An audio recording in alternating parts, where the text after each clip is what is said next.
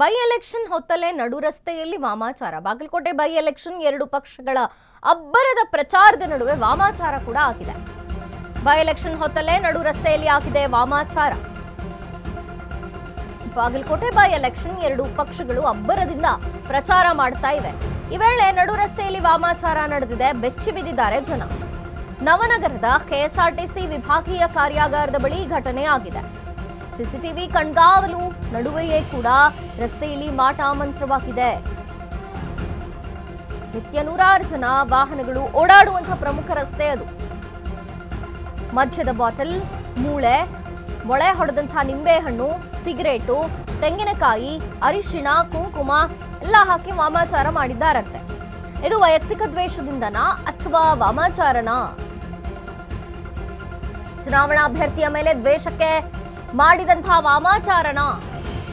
ಭಾರೀ ಗೊಂದಲ ಹಾಗೂ ಆತಂಕ ಮೂಡಿಸಿದೆ ಈ ವಾಮಾಚಾರ. ಎಲೆಕ್ಷನ್ ಹೊತ್ತಲ್ಲಿ ಏನ್ ಬೇಕಾದ್ರೂ ಆಗ್ಬೋದು. ಈಗ ಬಾಗಲಕೋಟೆ ಅದಕ್ಕೆ ಸಾಕ್ಷಿ. ಬಾಗಲಕೋಟೆಯ ನವನಗರದ ಕೆಎಸ್ಆರ್ಟಿಸಿ ಕಾರ್ಯಾಗಾರದ ಬಳಿ, ಅಂದ್ರೆ ನಿತ್ಯವೂ ಸಾವಿರಾರು ಜನ ಓಡಾಡುವಂತಹ ಪ್ರಮುಖ ರಸ್ತೆ, ಆ ರಸ್ತೆಯ ಮೇಲೆ ವಾಮಾಚಾರ ಕಂಡು ಬಂದಿದೆ. ಬೆಚ್ಚಿ ಬಿದ್ದಿದ್ದಾರೆ ಜನ. ಇದು ಯಾಕೆ? ಎಲೆಕ್ಷನ್ಗೋಸ್ಕರ ಮಾಡಿದಂತಹ ವಾಮಾಚಾರನ ಅಥವಾ ಈ ಸಿಸಿಟಿವಿ ತರ ಇದನ್ನು ಕಣ್ತಪ್ಪಿಸಿ ನಡು ರಸ್ತೆಯಲ್ಲಿ ವಾಮಾಚಾರ ಮಾಡುವಂಥದ್ದೇನಿತ್ತು? ಈ ಕಾರ್ಯಾಗಾರದ ಬಳಿ, ಅಂದ್ರೆ ಕೆಎಸ್ಆರ್ಟಿಸಿ ವಿಭಾಗೀಯ ಕಾರ್ಯಾಗಾರ ಇದೆ, ಡಿಪೋ ಇದೆ, ಅಲ್ಲಿ ಪ್ರಮುಖ ರಸ್ತೆ, ಅದರ ಪಕ್ಕದ ರಸ್ತೆ ಇದು. ಅಲ್ಲಿ ವಾಮಾಚಾರ ನಡೆದಿದೆ. ಅಲ್ಲಿ ಈ ದೃಶ್ಯಗಳನ್ನ ನಾವು ನೋಡ್ತಾ ಇರ್ಬೋದು. ಅಲ್ಲಿ ಸಾಕಷ್ಟು ವಾಮಾಚಾರಕ್ಕೆ ಬಳಸುವಂತಹ ವಸ್ತುಗಳೇ ಇದೆ.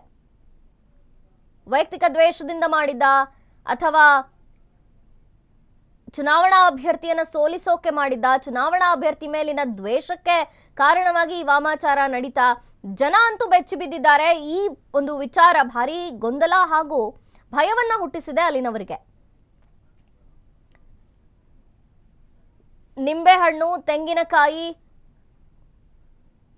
ಅಲ್ಲಿ ಮೊಳೆ ಚುಚ್ಚಿದಂತ ನಿಂಬೆಹಣ್ಣುಗಳವು, ಆ ಬುಟ್ಟಿಯಲ್ಲಿ ಆ ಕಲರ್ ಕೂಡ ಕಾಣ್ತಾ ಇದೆ. ಅಲ್ಲಿ ವಾಮಾಚಾರಕ್ಕೆ ಬಳಸುವಂತಹ ಎಲ್ಲ ಪದಾರ್ಥಗಳು ಕೂಡ ಅಲ್ಲಿ ಬಿದ್ದಿವೆ ರಸ್ತೆಯಲ್ಲಿ.